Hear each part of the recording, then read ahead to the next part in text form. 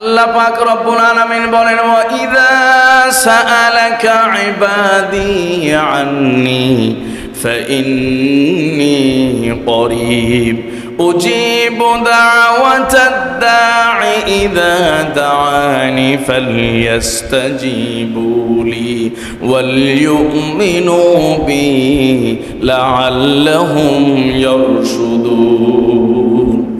আল্লাহ পাক আর বলেন উজিবু দাওয়াতাদ দাঈ ইযা দাআন, কোন দোয়াকারী যখন আমি আল্লাহ পাকের কাছে দোয়া করে, কোন আহ্বানকারী যখন আমি আল্লাহ পাককে একবার ডাক দেয়, আহ্বান করে, সঙ্গে সঙ্গেই আমি মালিক তার ডাকে সাড়া দিয়ে দে। আল্লাহ পাক রব্বুল আলামিনের হাবিব বিশ্ব নবী সাল্লাল্লাহু আলাইহি ওয়াসাল্লাম বলেছেন ইন্না রাব্বাকুম হাইয়ুন কারীম, নিশ্চয় তোমরা যেই রবের ইবাদত করো, তোমরা যেই রবের গোলামি করো, তোমাদের সেই রব হলেন হাইয়ুন কারীম।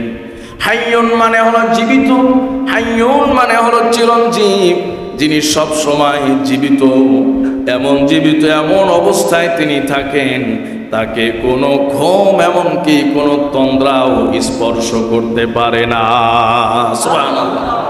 আল্লাহ পাক বলেছেন লা তাখুযুহু সিনাতুন ওয়ালা নাওম, যাকে কোনো ঘুম এমনকি তন্দ্রাও তাকে স্পর্শ করতে পারে না। সুবহানাল্লাহ। নবীজি আমার বলেন ইন্না রাব্বাকুম হাইয়ুন কারীম, নিশ্চয় তোমাদের রব তিনি হাইয়ুন কারীম, জীবিত, চিরঞ্জীব এবং দাতা। কারীম মানে হলো দানশীল, দুনিয়ার দানশীল আর তোমাদের রব যে দানশীল, এই দুই দানশীলতার মধ্যে ব্যবধানটা কেমন? হাদিস শরীফ থেকে আপনাদেরকে আগেই বলেছি, এই দুনিয়ার মানুষ বারবার চাইলে বিরক্ত হয়ে যায়, দুনিয়ার মানুষ একবারের জায়গায় দুইবার চাইলে বিরক্ত হয়ে যায়, কিন্তু মালিকের কাছে যদি আপনি না চান, না চাওয়ার কারণে তিনি আপনার প্রতি রাগান্বিত হয়ে যান। সুবহানাল্লাহ। সম্মানিত সুধী মুসল্লিয়ানে কেরাম, পবিত্র কোরআনুল কারীম সূরাতুল বাকারা 186 নম্বর আয়াত, পবিত্র কোরআনের এই গুরুত্বপূর্ণ তাৎপর্যমণ্ডিত আয়াতটি তেলাওয়াত করেছি। এই আয়াতের আলোকে আজকের এই জুমার খুতবায় অত্যন্ত গুরুত্বপূর্ণ কিছু আলোচনা করতে চাই। আল্লাহ তাআলা যেন তৌফিক দান করেন, সবাই পড়ি আমিন। সম্মানিত সুধী মুসল্লিয়ানে কেরাম, আল্লাহ তাআলা সূরাতুল বাকারার এই আয়াতে কারিমায়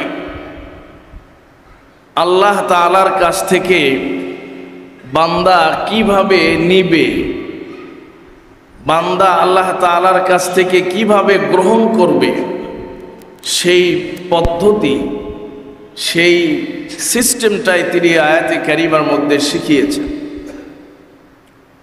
আল্লাহ তাআলা বান্দাকে দেওয়ার জন্য, বান্দাকে তার প্রয়োজন পূরণ করার জন্য উন্মুখ হয়ে থাকে।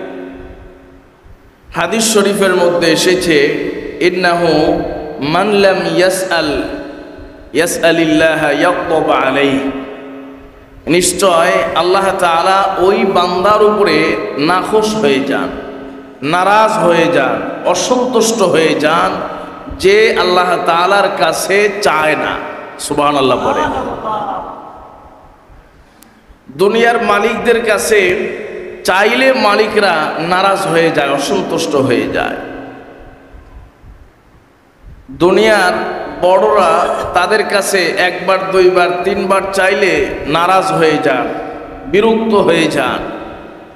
কিন্তু আল্লাহ তাআলা যিনি আমাদের মালিক, যিনি আমাদের রব, তার বক্তব্য যে আমার কাছে কোনো গোলাম যদি না চায় তাহলে আমি তার প্রতি রাগান্বিত হয়ে যাই। সুবহানাল্লাহ। কেন আমার কাছে বান্দা চায় না, কেন আমার কাছে বান্দা বলে না তার সমস্যার কথা? তো সূরাতুল বাকারার এই আয়াতে আল্লাহ পাক রব্বুল আলামিন বলেন ওয়া ইযা সাআলাকা ইবাদি আন্নী ফাইন্নী করিব, নবী হে, আমার বান্দারা যখন আপনাকে জিজ্ঞেস করবে আমার ব্যাপারে, আমি আল্লাহ সম্পর্কে জানতে চাবে, আমি আল্লাহ সম্পর্কে তারা আপনাকে প্রশ্ন করবে, আপনি জেনে রাখুন ফাইন্নী করিব, আমি একদম কাছে, একদম নিকটে। জোরে বলেন সুবহানাল্লাহ।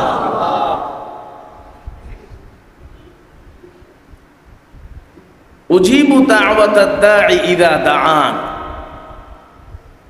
আমি এত কাছে, এত নিকটে, যখনই কোনো আহ্বানকারী আমাকে আহ্বান করে, আমাকে ডাকে, আমার কাছে চায়, সঙ্গে সঙ্গে আমি তার ডাকে সাড়া দিয়ে দিই। সুবহানাল্লাহ। তো বান্দা আল্লাহ তাআলার কাছ থেকে নিবে, আল্লাহ তাআলার কাছ থেকে গ্রহণ করবে, আল্লাহ তাআলার কাছ থেকে তার দুনিয়া এবং আখিরাতের সমস্ত প্রয়োজনকে সে পূরণ করে নেবে। এর সবচেয়ে গুরুত্বপূর্ণ প্রধান মাধ্যম হলো দোয়া, ঠিক কিনা? দোয়া। এই দোয়ার কথা আল্লাহ তাআলা এই আয়াতের মধ্যে বলেছেন। এই দোয়া সম্পর্কে একাধিক আয়াতে আল্লাহ পাক রব্বুল আলামিন বলেছেন এবং অসংখ্য অগণিত হাদিসে এই দোয়া সম্পর্কে আলোচনা এসেছে। তো বান্দা দুনিয়া এবং আখিরাতের সমস্ত কল্যাণ আল্লাহর কাছ থেকে গ্রহণ করা, সমস্ত সমস্যা আল্লাহর কাছ থেকে সমাধান করার সবচেয়ে বড় মাধ্যম কি? দোয়া। তাহলে এই দোয়া কত বড় গুরুত্বপূর্ণ, কত বড় তাৎপর্যপূর্ণ একটি ব্যাপার, বিষয়।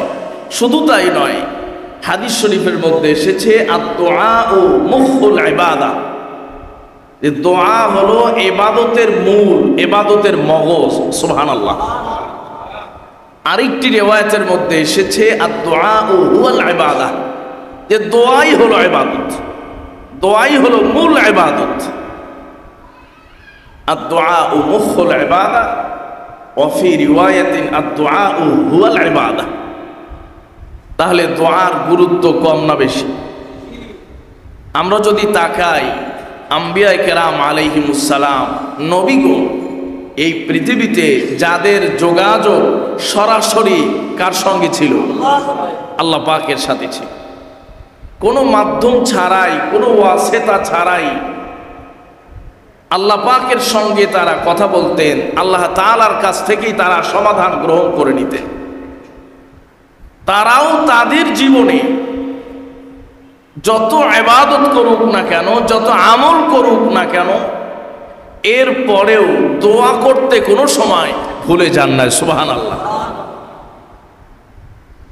নামাজ, রোজা, হজ, যাকাত, সাদাকা, এই যে নানাবিধ আমল আছে, ইবাদত আছে, বন্দেগী আছে, এই ইবাদত বন্দেগীগুলোর পরে তারা আল্লাহ পাকের কাছে দোয়া করেছে, আল্লাহ পাকের কাছেই চেয়েছে।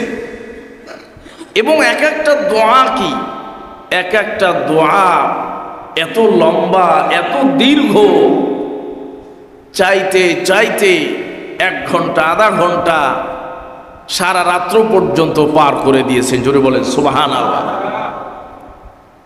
তাহলে যেই মানুষগুলো আল্লাহ পাকের কাছে এত প্রিয়, এত পাওয়ারফুল, আল্লাহ পাকের নির্বাচিত পছন্দনীয় মানুষ, যাদেরকে আল্লাহ নিজে নির্বাচন করে পছন্দ করে দুনিয়াতে রিসালাতের দায়িত্ব দিয়ে প্রেরণ করেছেন, তাদের যদি এই অবস্থা হয় যে তারা নিজেদের ন্যূনতম প্রয়োজনেও আল্লাহ পাকের কাছে রোনাজারি করতেন, আল্লাহ পাকের কাছে দোয়া করে সেটার সমাধান চেয়ে নিতেন, তাহলে আমাদের মতো মানুষের আল্লাহ পাকের কাছে কি পরিমাণ রোনাজারি করা উচিত, কি পরিমাণ দোয়া করা উচিত, কি পরিমাণ চাওয়া উচিত? কথা বলেন ঠিক কিনা? আর আমাদের অবস্থাটা কি? আমরা অল্পতেই হাঁপিয়ে যাই, ক্লান্ত হয়ে যাই। তো আল্লাহ পাক রব্বুল আলামিন বলেন, وَإِذَا سَأَلَكَ عِبَادِي عَنِّي فَإِنِّي قَرِيبٌ أُجِيبُ دَعْوَةَ الدَّاعِ إِذَا دَعَانِ فَلْيَسْتَجِيبُوا لِي وَلْيُؤْمِنُوا بِي لَعَلَّهُمْ يَرْشُدُونَ। আল্লাহ পাক রব্বুল আলামিন বলেন, আপনার কাছে যখন আমার গোলামগুলো আমার সম্পর্কে জানতে চায়, আমি আল্লাহ পাক রব্বুল আলামিন সম্পর্কে যখন তারা জিজ্ঞেস করবে, আপনি বলে দিন ফা ইন্নী করিব, আমি তাদের নিকটে, আমি তাদের খুব কাছে। আরেকটি আয়াতের মধ্যে আল্লাহ পাক রব্বুল আলামিন বলেছেন, আকারাবু ইলাইহি মিন হাবিলিল ওয়ারিদ, এই যে বান্দার গর্দানের সঙ্গে মোটা যেই রগ আছে, শাহরগ আছে, আমি আল্লাহ বান্দার সেই শাহরগের চাইতেও অতি নিকটে বান্দার সঙ্গে হাজির থাকি। সুবহানাল্লাহ। আল্লাহ পাক রব্বুল আলামিন বলেন, ওয়া ইযা সাআলাকা ইবাদি আন্নী ফাইন্নী করিব উজিবু দাওয়াতাদ দাঈ ইযা দাআনি ফালইস্তাজিবু লি ওয়াল ইউমিনু বি লাআল্লাহুম ইয়ারশুদুন। আল্লাহ পাক আর বলেন, উজিবু দাওয়াতাদ দাঈ ইযা দাআন, কোন দোয়াকারী যখন আমি আল্লাহ পাকের কাছে দোয়া করে, কোন আহ্বানকারী যখন আমি আল্লাহ পাককে একবার ডাক দেয়, আহ্বান করে, সঙ্গে সঙ্গেই আমি মালিক তার ডাকে সাড়া দিয়ে দে। আল্লাহ পাক রব্বুল আলামিনের হাবিব বিশ্ব নবী সাল্লাল্লাহু আলাইহি ওয়াসাল্লাম বলেছেন, ইন্না রাব্বাকুম হাইয়ুন কারীম, নিশ্চয় তোমরা যেই রবের ইবাদত করো, তোমরা যেই রবের গোলামি করো, তোমাদের সেই রব হলেন হাইয়ুন কারীম। হাইয়ুন মানে হলো জীবিত, হাইয়ুন মানে হলো চিরঞ্জীব, যিনি সব সময় জীবিত, এমন জীবিত, এমন অবস্থায় তিনি থাকেন, তাকে কোনো ঘুম এমনকি কোনো তন্দ্রাও স্পর্শ করতে পারে না। সুবহানাল্লাহ। আল্লাহ পাক বলেছেন, লা তাখুযুহু সিনাতুন ওয়ালা নাওম, যাকে কোনো ঘুম এমনকি তন্দ্রাও তাকে স্পর্শ করতে পারে না। সুবহানাল্লাহ। নবীজি আমার বলেন, ইন্না রাব্বাকুম হাইয়ুন কারীম, নিশ্চয় তোমাদের রব তিনি হাইয়ুন কারীম, জীবিত, চিরঞ্জীব এবং দাতা। কারীম মানে হলো দানশীল, দুনিয়ার দানশীল আর তোমাদের রব যে দানশীল, এই দুই দানশীলতার মধ্যে ব্যবধানটা কেমন? হাদিস শরীফ থেকে আপনাদেরকে আগেই বলেছি, এই দুনিয়ার মানুষ বারবার চাইলে বিরক্ত হয়ে যায়, দুনিয়ার মানুষ একবারের জায়গায় দুইবার চাইলে বিরক্ত হয়ে যায়, কিন্তু মালিকের কাছে যদি আপনি না চান, না চাওয়ার কারণে তিনি আপনার প্রতি রাগান্বিত হয়ে যান। সুবহানাল্লাহ। নবীজি সাল্লাল্লাহু আলাইহি ওয়াসাল্লাম আরো বলেছেন, ইন্না রাব্বাকুম হাইয়ুন কারীম, নিশ্চয় তোমাদের রব হলো হাইয়ুন কারীম, চিরঞ্জীব এবং দাতা। এমন দাতা দুনিয়ার মানুষগুলো খালি হাতে ফিরিয়ে দিতে পারলেই বেঁচে যায়, মনে হয় যে আফত থেকে বেঁচে গেলাম। আর আল্লাহ পাক রব্বুল আলামিনের হাবিব বলেছেন, তোমাদের রব তো এমন রব, ইয়াস্তাহি আন ইবাদাতিহি, ইয়াস্তাহি আন ইবাদাতিহি, তার বান্দাদের প্রতি তিনি লজ্জা বোধ করেন। ইদা রাফা ইয়াদাইহি হাত্তা আইয়ারুদ্দাহু সিফরা, আল্লাহ পাক রব্বুল আলামিনের হাবিব বলেছেন, বান্দা যখন দুই হাত আল্লাহ পাকের কাছে উত্তোলন করে, আল্লাহ পাকের কাছে চাওয়ার জন্য হাত উঠিয়ে দেয়, ওই দুইটি হাত আল্লাহ পাক রব্বুল আলামিন খালি হাতে ফিরিয়ে দিতে বড় লজ্জা বোধ করেন। সুবহানাল্লাহ। তাহলে দুনিয়ার মানুষ কোনো মতো পাশ কেটে না দিয়ে যেতে পারলেই বেঁচে যায়। কথা বলেন ঠিক কিনা? একজন চাইতেছে, দেখেও না দেখার ভান করে, আছে না নাই? দেখেও না দেখার ভান, দেখলে মায়া লাগবে বা একটা লজ্জা ব্যাপার আছে, সামাজিকতার ব্যাপার আছে, শুনেও না শোনার ভান করে, তার কাছে বারবার চাওয়া হচ্ছে, তিনি বুঝে না বুঝার ভান করে। আর আল্লাহ পাক রব্বুল আলামিন হলেন এমন সত্তা, এমন দাতা, তার কাছে কোনো গোলাম যদি দুহাত উত্তোলন করে, এই দুহাত খালি হাতে ফিরিয়ে দিতে আল্লাহ নিজেই লজ্জাবোধ করেন। সুবহানাল্লাহ। হাদিস শরীফে নবীজি সাল্লাল্লাহু আলাইহি ওয়াসাল্লাম বলেন যে তোমাদের রব হলো সেই রব যেই রবের কাছে বান্দা যখন দুই হাত উত্তোলন করে চায়, কায় মনোবাক্যে কোনো কিছু প্রার্থনা করে, কোনো কিছু দোয়া করে, চায়, চাওয়ার সাথে সাথে আল্লাহ পাক রব্বুল আলামিন এই হাতটাকে যে খালি ফিরিয়ে দিবেন, তিনি এত গায়রতওয়ালা, এত আত্মমর্যাদাশীল, এত আত্মমর্যাদাশীল সত্তা, খালি হাতে ফিরিয়ে দেওয়াটা তার জন্য অপমানজনক। তার ইজ্জত এবং তার রুবুবিয়্যাত এবং তার যে করিম, তার যে গুণ, এই গুণের সাথে যায় না। জোরে বলেন সুবহানাল্লাহ। আল্লাহ তো এত বড় সত্তা, এত বড় জাত যে তিনি খালি হাতে ফিরিয়ে দিবেন, এ কেমন দেখা যায়? এই জন্য বান্দার হাইসিয়াত যেমনই হোক, বান্দার অবস্থান যেমনই হোক না কেন, আল্লাহ তাআলার কাছে চাইলে আল্লাহ খালি হাতে ফিরাইয়া দেন না। সুবহানাল্লাহ। প্রশ্ন হতে পারে, হুজুর আল্লাহ পাক তো খালি হাতে ফেরত দেন না, তবে জীবনে কত কিছুই তো চাইলাম, কিন্তু অনেক কিছুই এখনো পর্যন্ত পাইলাম না। আছে না নাই? জীবনে কত কিছুই তো হুজুর চাইলাম, চাইতেই চাইতে ক্লান্ত হয়ে গেছি, এরপরেও তো সেটা পাই না, এর দেখা পাই না। হযরত মুসা আলাইহিস সালাতু ওয়াস সালাম একবার রাস্তা দিয়ে যাচ্ছেন, যেতে এক বান্দাকে দেখলেন একদম রোনাজারি করে, হাউমাউ করে, কান্নাকাটি করে আল্লাহর কাছে দোয়া করতেছে। হযরতে পয়গম্বর মুসা আলাইহিস সালাতু ওয়াস সালাম মালিককে ডাক দিয়া বললেন, মালিক, এই বান্দাটা এত বেশি রোনাজারি করে আপনার কাছে চাইতেছে, যদি আজকে আমি আপনার জায়গায় হতাম আর এই বান্দা যদি আমার কাছে চাইতো, তাহলে এত রোনাজারি করে কান্নাকাটি করার পরেও ওই বান্দার হাতকে আমি কোনোদিন ফিরিয়ে দিতাম না। সুবহানাল্লাহ। মুসা আলাইহিস সালাম বলছেন, মালিক এত কান্নাকাটি করে, রোনাজারি করে, অনুনয় বিনয় করে চাইতেছে, এরপরেও এই বান্দার প্রয়োজন পুরা হচ্ছে না। আপনার জায়গায় যদি আমি হতাম, তাহলে এত কান্নার পরে আমি না দিয়ে থাকতে পারতাম। আল্লাহ পাক রব্বুল আলামিন মুসা আলাইহিস সালাতু ওয়াস সালামকে জানালেন, মুসা, বান্দা যতই কান্নাকাটি করুক, কিন্তু তার মন গিয়ে আছে তার ছাগলের পালের দিকে। জোরে বলেন সুবহানাল্লাহ। আমাদের দোয়ার অবস্থা কিন্তু এর চেয়ে খুব ভালো, তা ঠিক কিনা? তা আমরা মসজিদে এসে যতই কান্নাকাটি করি, আর কপাল আপনার সিজদার জায়গায় ঘষতে ঘষতে কালো করে ফেলছে, আছে না নাই? কালো করে ফেলছে, এরপরেও আমাদের দোয়া এই আসমান তো দূরের কথা, মসজিদের ছাদ ভেদ করেও উপরে ওঠে না। কথা বলে ঠিক কিনা? তা আমাদের অবস্থাও সেই বনী ইসরায়েলের ওই ব্যক্তির মতোই, যে আমরা খুব কান্নাকাটি করে দোয়া করি, আল্লাহর কাছে চাই, কিন্তু আমাদের মন, আমাদের হৃদয় দুনিয়ার সঙ্গে আটকে আছে। কথা বলেন ঠিক কিনা? হযরত মুসা আলাইহিস সালাতু ওয়াস সালামকে মালিক জানালেন, পয়গম্বর মুসা, শোনো, এই বান্দা যতই কান্নাকাটি করুক না কেন, তার দোয়া কবুল হচ্ছে না।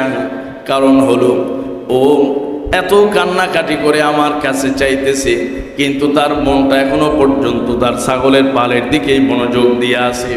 এই জন্য আজকে বর্তমানে আমাদের দশাটাও ঠিক এমন। আজকে আমরা মসজিদে আসলি, নামাজ পড়তেছি, ইবাদত করতেছি, জিকির করতেছি, কিন্তু দুনিয়া থেকে আমাদের হৃদয়টাকে আমরা বিচ্ছিন্ন করতে পারি না। ঠিক কিনা?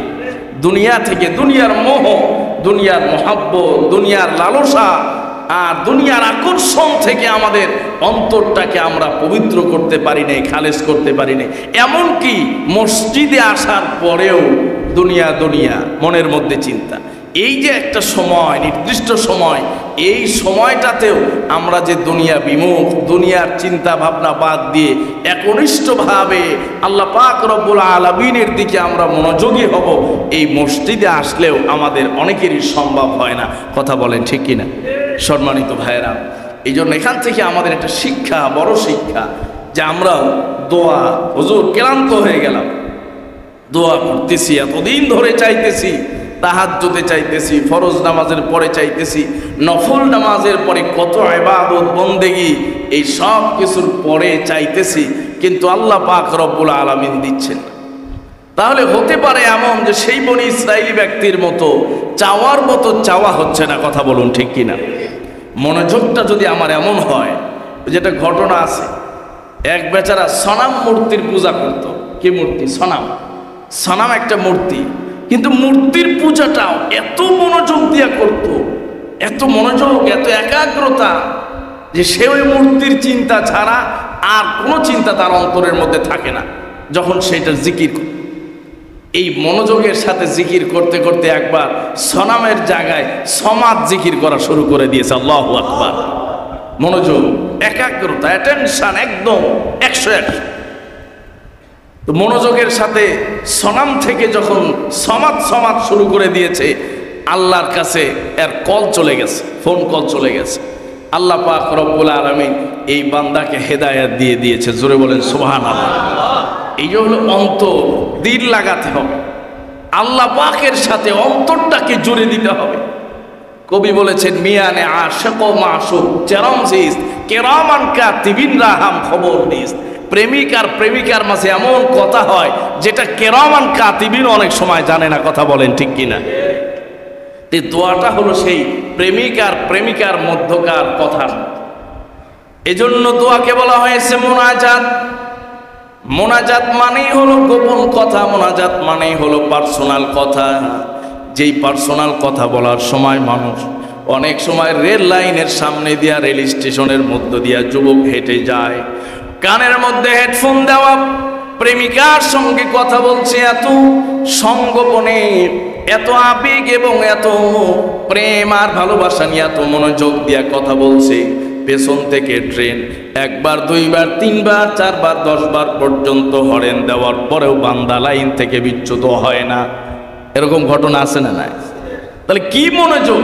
ট্রেনের হর্ন, আরে বাবা কি আওয়াজ, বিকট শব্দ, এরপরেও সে তার কানের মধ্যে এই আওয়াজ যায় না।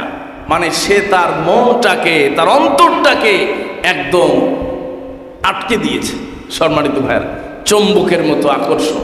যে মোনাজাত হলো সেই চুম্বক আকর্ষণ, আল্লাহ এবং বান্দার মধ্যকার সেই নিবিড় সম্পর্ক, নিবিড় সেই কিছু সময়, যেই সময়টা একান্তে আল্লাহর জন্য বান্দা নিবেদিত করে দেয়। বান্দার সব দুঃখ, সব কষ্ট, সব চাওয়াগুলোকে আল্লাহর সামনে যখন সেই মোনাজাতে হাজির করে দেয়, আল্লাহ পাক রব্বুল আলামিন সঙ্গে সঙ্গে কবুল করে নেন। সুবহানাল্লাহ। তাহলে মোনাজাত মানে হলো কি? গোপন কথা। মোনাজাত শব্দের অর্থ হলো কি? গোপন কথা। কানে কানে অনেক সময় কথা বলেন, কানে কানে তো আর কথা হয় না, কানে আর মুখে হয়।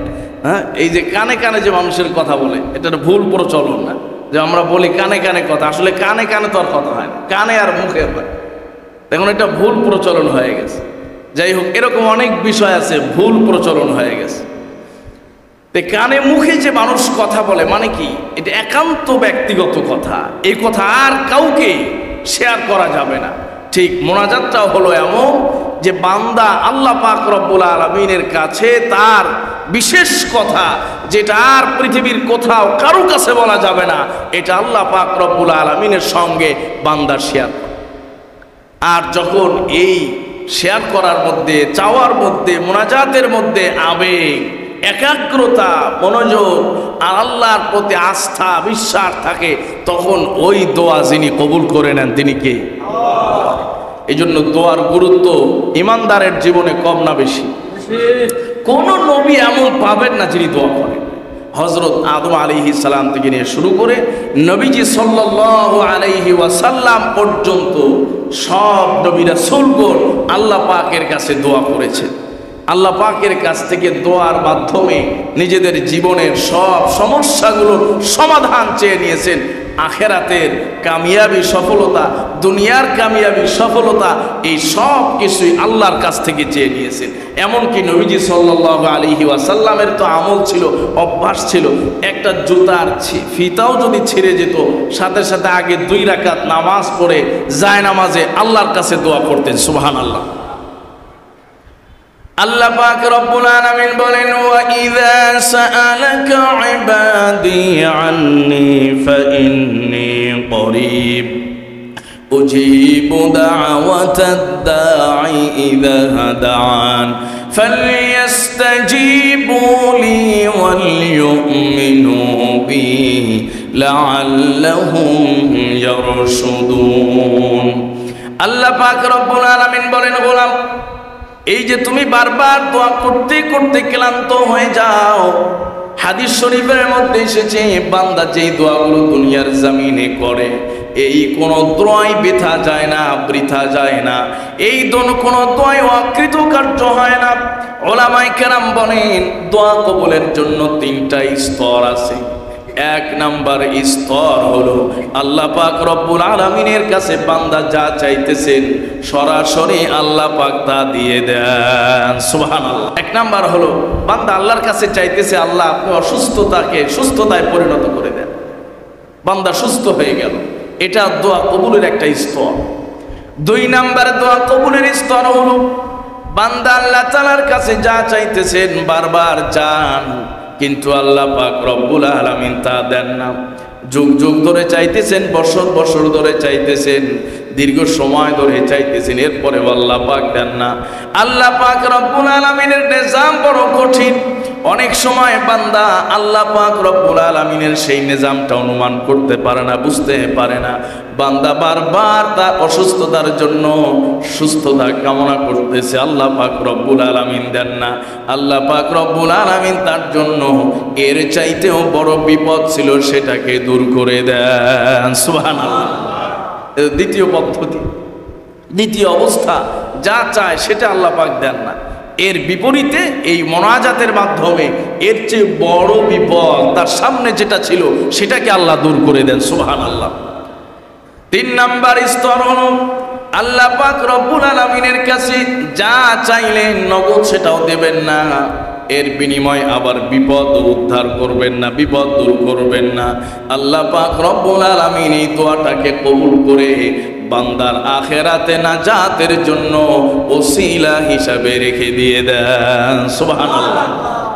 এই যে তিনটি স্তর, দোয়া করলেই বান্দা এই তিনটি থেকে যে কোনো একটি প্রাপ্ত হয়ে যাবে, জোরে বলেন সুবহানাল্লাহ।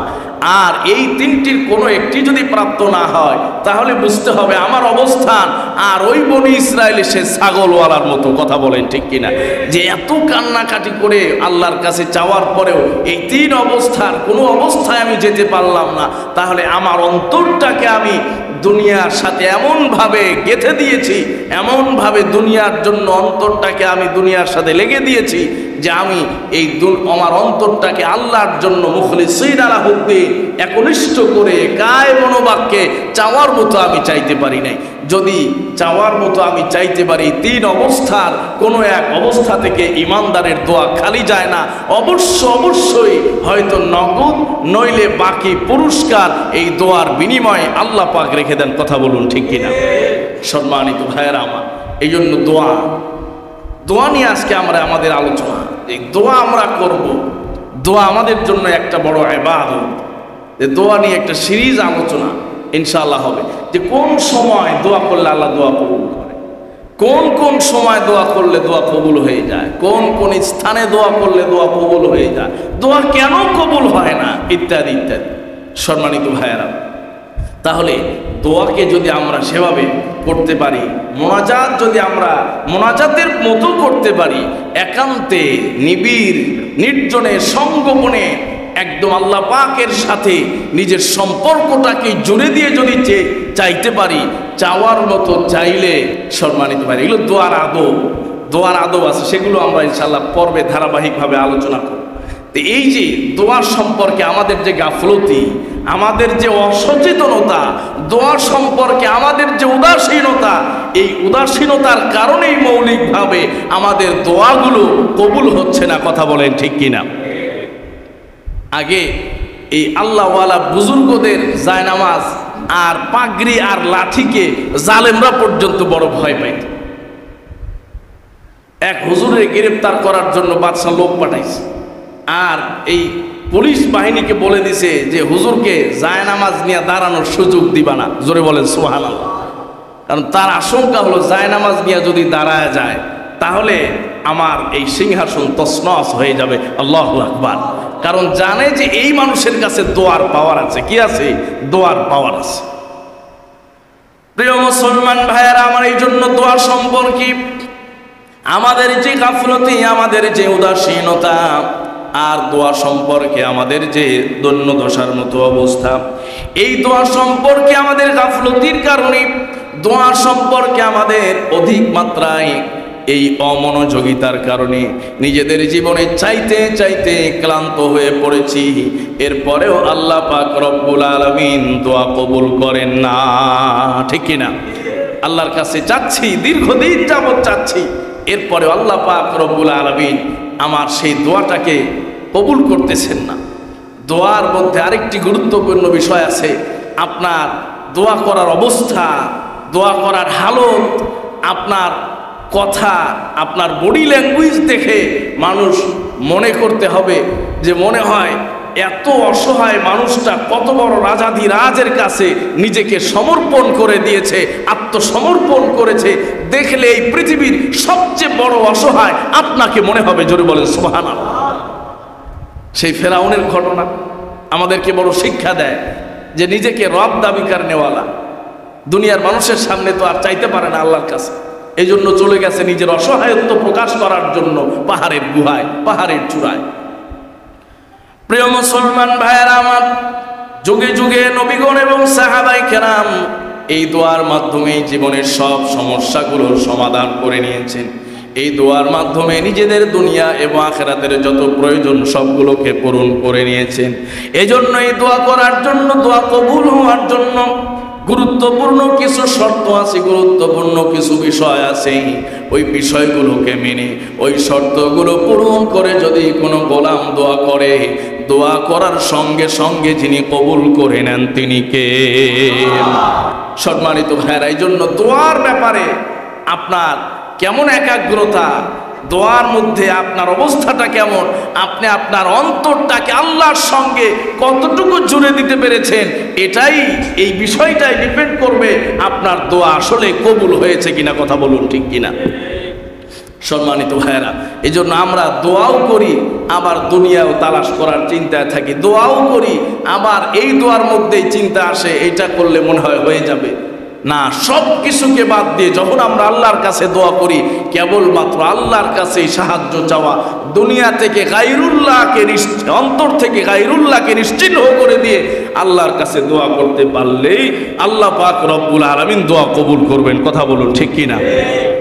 সম্মানিত ভাইয়েরা, এই জন্য দোয়া করা শিখতে হবে, দোয়ার ভাষা জানতে হবে, আবেগ মিশ্রিত আল্লাহ পাকের কাছে দোয়া করতে হবে। দোয়া সেইভাবে করতে পারলে মুমিনের কোনো দোয়াই বৃথা যাওয়ার কথা নয়। কথা বলুন, ঠিক কিনা? সম্মানিত ভাইয়েরা আমার, এই জন্য বলছিলাম আল্লাহ পাক রব্বুল আলামিন বলেন, ওয়া ইযা সাআলাকা ইবাদি আন্নী ফাইন্নী করিব। যখন আপনাকে জিজ্ঞেস করে আমি আল্লাহ সম্পর্কে, বলুন যে আমি কাছে। উজিবু দাওয়াতাদ দাঈ ইযা দাআন, যখনই কোনো দোয়াকারী আমার কাছে দোয়া করে সঙ্গে সঙ্গে আমি তার দোয়া কবুল করে নিই। সুবহানাল্লাহ। হাদিস শরীফের মধ্যে এসেছে, আদ-দুআউ মুখুল ইবাদা, দোয়া হলো ইবাদতের মগজ। আদ-দুআউ হুয়াল ইবাদা, দোয়াই হলো ইবাদত, দোয়াই একটা বড় ইবাদত। আরেক হাদিসের মধ্যে এসেছে যে লা ইয়ারুদ্দুল কাদরা ইল্লা দুআ, যে দোয়াই কেবলমাত্র মানুষের ভাগ্য, যে ভাগ্যকে পরিবর্তন করার মতো নয়, কিন্তু দোয়া এত পাওয়ারফুল একটা আমল, একটা ইবাদত। এই দোয়া আমার আপনার ভাগ্যকে, কদরকে, তাকদীরকে পরিবর্তন করে দিতে পারে। সুবহানাল্লাহ। এজন্য দোয়ার বিষয়ে আমরা গাফেল না হই। আল্লাহ পাক রব্বুল আলামিনের কাছে চাওয়া, আল্লাহ পাক রব্বুল আলামিনের কাছে চাইতেই থাকা। আর বলছি তো যে এই তিন অবস্থার কোনো অবস্থা থেকে আমার দোয়া খালি যাবে না। হয়তো দুনিয়াতে নগদ পেয়ে যাব, নইলে বিপদ দূর হয়ে যাবে, নইলে আমি আখেরাতে পেয়ে যাব। বান্দা অনেক সওয়াব আখেরাতে পাবে, যেই সওয়াবগুলো দেখে বান্দা বলবে আল্লাহ এ তো নির্দিষ্ট কোনো আমলের সওয়াব নয়, আমার দোয়ার বিনিময়ে এত সওয়াব।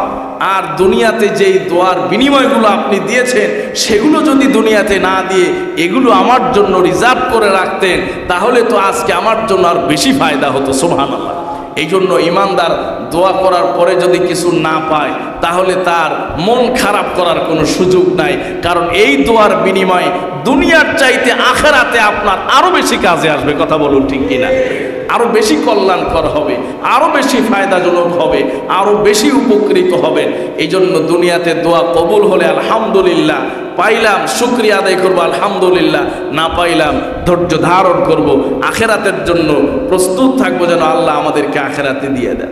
এই জন্য আমরা দোয়া সম্পর্কে গুরুত্বপূর্ণ কিছু আলোচনা আগামী জুমাবারে ইনশাআল্লাহ কোন কোন শর্ত পূরণ করলে দোয়া কবুল হয়ে যায় এ বিষয়ে আমরা আলোচনা করব। এভাবে দেখি কয়েক জুমা আমরা এই নিয়ে আলোচনা করব, যেন আমাদের জীবনের সমস্যাগুলো নবীজি এবং সাহাবায়ে কেরামের মতো আমরা দোয়ার মাধ্যমে সমাধান করে নিতে পারি। কথা বলেন ঠিক কিনা? আগে কি দুনিয়ায় মেডিসিন ছিল? মেডিসিন আবিষ্কার হয়েছে কতদিন আগে?